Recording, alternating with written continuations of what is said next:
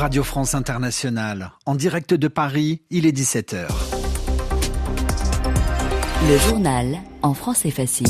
Adrien Delgrange. Bonjour à toutes et à tous, soyez les bienvenus. Nous sommes le vendredi 6 décembre, nous sommes en Roumanie dès le début du journal, avec ce retournement de situation de dernière minute, alors que les Roumains étaient appelés à voter ce dimanche pour le deuxième tour de l'élection présidentielle. Cette décision de la Cour constitutionnelle de Roumanie qui annule le premier tour de la présidentielle. Notre envoyé spécial nous attend à Bucarest. L'actualité en Syrie, les rebelles gagnent du terrain, ils s'approchent à grands pas de la capitale Damas. Le chef des rebelles dit vouloir renverser le président Bachar el-Assad. Sur le continent africain, à N'Djamena, environ 500 personnes se sont réunies aujourd'hui pour le départ des troupes françaises du Tchad. Et puis enfin, cette signature d'Ursula von der Leyen risque de froisser les relations avec la France. La présidente de la Commission européenne donne son accord pour un marché de libre-échange entre l'UE et plusieurs pays sud-américains. Voilà pour les titres, soyez les bienvenus. On annule tout et on recommence. Coup de théâtre en Roumanie. Les juges de la Cour constitutionnelle annulent le premier tour de l'élection présidentielle. Premier tour qui avait vu la domination surprise d'un candidat d'extrême droite, Călin Georgescu. Il y a quelques jours, les services de renseignement roumains pointaient une ingérence russe, une intervention non désirée de la Russie dans la campagne électorale. Nous retrouvons en direct de Bucarest Abla Junaidi. Abla, comment est accueillie cette annulation ? Eh bien, c'est le choc et la stupéfaction après cette décision surprise. La finaliste de la présidentielle, Elena Lasconi, a condamné fermement ce qu'elle qualifie de piétinement de la démocratie dans une vidéo publiée sur son compte X, Twitter. L'autre finaliste, le candidat d'extrême droite, Călin Georgescu, n'a pas encore parlé. Il le fera dans 3 heures. Il y a eu d'autres réactions, notamment parmi la société civile. L'organisation Expert Forum a qualifié la décision d'illégale. Elle considère qu'elle donne du grain à moudre à tous ceux qui remettent en cause le système démocratique. La décision de la Cour, qui n'est pas publiquement justifiée, elle intervient, vous l'avez dit, quelques jours après que des documents des services de renseignement roumains ont pointé l'ingérence de la Russie dans le scrutin. Le ministère de l'Intérieur a annoncé qu'il enquêterait sur les faits présumés. Et d'ici là, tout le processus électoral de la présidentielle doit se rejouer. Les dates seront annoncées ultérieurement par le gouvernement, a annoncé la Cour constitutionnelle. C'est le saut dans l'inconnu pour les Roumains. Certains ont commencé à voter. Pourtant, ce sont les Roumains de l'étranger. Plusieurs bureaux poursuivaient leurs opérations malgré la décision choc de la Cour constitutionnelle. Merci Abla Junaidi en direct de Bucarest pour RFI. L'actualité au Proche-Orient, en Syrie, l'avancée des rebelles islamistes. Après Alep et Hama, ils se dirigent désormais vers Homs, dernière grande ville avant la capitale Damas. Leur objectif est de renverser le régime du président Bachar el-Assad. Pour cela, nous avons le droit d'utiliser tous les moyens nécessaires, déclare le chef du groupe Hayat Tahrir al-Sham qui rassemble ces rebelles. Il s'appelle Abou Mohamed al-Jolani. Il s'exprimait dans une interview à la chaîne américaine CNN, publiée ce matin. Muriel Paradon. Barbe bien coupée, uniforme militaire, Abou Mohamed al-Jolani montre un visage bien différent de celui qu'il avait lorsqu'il était le leader d'une branche d'Al-Qaïda. Aujourd'hui, Hayat Tahrir al-Sham, le groupe islamiste qu'il dirige, n'a qu'un objectif, dit-il, libérer avec d'autres factions rebelles la Syrie du régime de Bachar el-Assad. Et leur offensive a, semble-t-il, été bien préparée. Ces dernières années, il y a eu une unification des différentes opinions et la création d'institutions dans les régions libérées de la Syrie.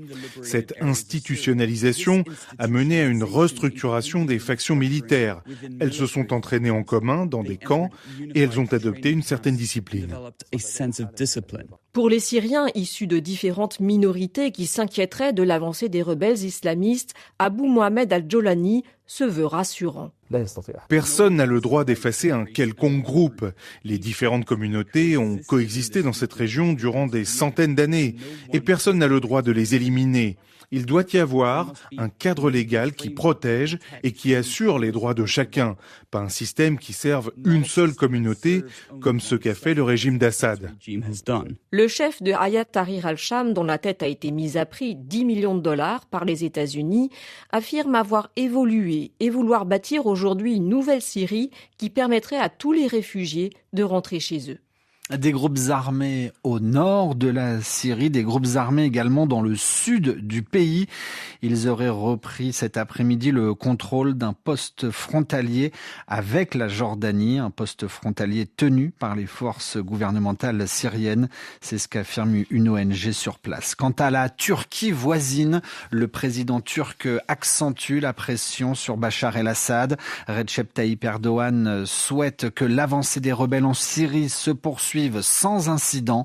La Turquie soutient l'opposition armée depuis ses débuts.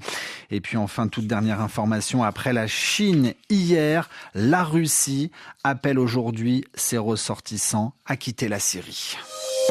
Le journal en français facile. C'est du gagnant-gagnant, promet la présidente de la Commission européenne, Ursula von der Leyen. Elle annonce que les négociations ont abouti concernant le traité du Mercosur. Pour rappel, ce traité doit établir de nombreux liens commerciaux de libre-échange entre l'Union européenne et l'Amérique latine. Un accord décrié par une partie des États membres de l'UE, dont la France, sous pression de ses agriculteurs. L'accord doit être encore validé par les chefs d'État des pays européens, mais Ursula von der Leyen crie déjà à moitié victoire depuis l'Uruguay où elle se trouve. Je veux m'adresser à mes compatriotes européens. Cet accord, c'est une victoire pour l'Europe. 60 000 entreprises exportent aujourd'hui vers le Mercosur, dont 30 000 petites et moyennes entreprises. Elles bénéficient de tarifs réduits, de procédures douanières simplifiées et d'un accès préférentiel à certaines matières premières essentielles.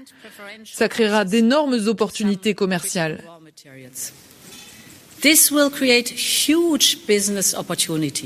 C'est un bon jour pour le Mercosur, un bon jour pour l'Europe. Assurons-nous que cet accord tienne ses promesses et serve les générations à venir.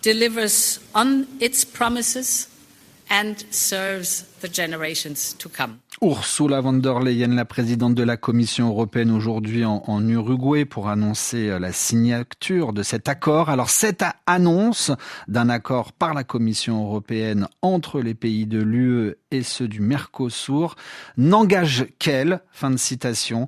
C'est ce que dit la ministre déléguée au commerce extérieur démissionnaire de la France, Sophie Primas. Et puis peut-être que l'accueil aurait été glacial ce week-end à Paris, attendu dans la capitale française ce samedi. Ursula von der Leyen, à l'instant, annonce qu'elle ne sera finalement pas présente à la réouverture de Notre-Dame. L'actualité au Tchad, à N'Djamena, environ 500 personnes se sont réunies aujourd'hui pour le départ des troupes françaises. Après des manifestations la veille à Abéché, à l'appel du maire de cette ville, c'est au tour de la capitale de se mobiliser aujourd'hui. Un premier rassemblement autorisé a eu lieu tôt, ce matin, à l'appel des partis politiques proches du pouvoir. Puis de petits groupes, surtout des jeunes, sont sortis dans la rue spontanément. La politique en France, où les lignes bougent au lendemain de la démission de Michel Barnier, en particulier à gauche, où le premier secrétaire du PS, Olivier Faure, s'est dit prêt à discuter d'un gouvernement d'intérêt général. Et puis enfin, connaissez-vous le podcast En cours proposé par RFI, 15 minutes sur les tendances dans l'enseignement du français en langue étrangère. En cours, l'éducation aux médias et à l'information, ça sert à quoi? Déborah Gros. On pense souvent que les jeunes ne s'intéressent pas à l'information. Eux-mêmes, parfois disent non, je m'informe pas. Mais en fait, l'information, ils peuvent aller l'acquérir de façon volontaire, mais elle vient aussi à eux, parce qu'on est baigné dans un environnement peuplé de médias en tout genre. Donc on a énormément d'informations qui viennent à nous de façon plus ou moins consciente. Donc c'est intéressant aussi de penser avec eux, mais c'est quoi s'informer? À quoi ça sert? Comment ça peut être utile dans notre vie quotidienne de citoyens, de comprendre l'information qui vient à nous? Un podcast En cours à retrouver sur les différentes plateformes. et sur notre site françaisfacile.rfi.fr. Ainsi se referme ce journal. L'heure de retrouver Annie Gasnier et ses coéquipiers.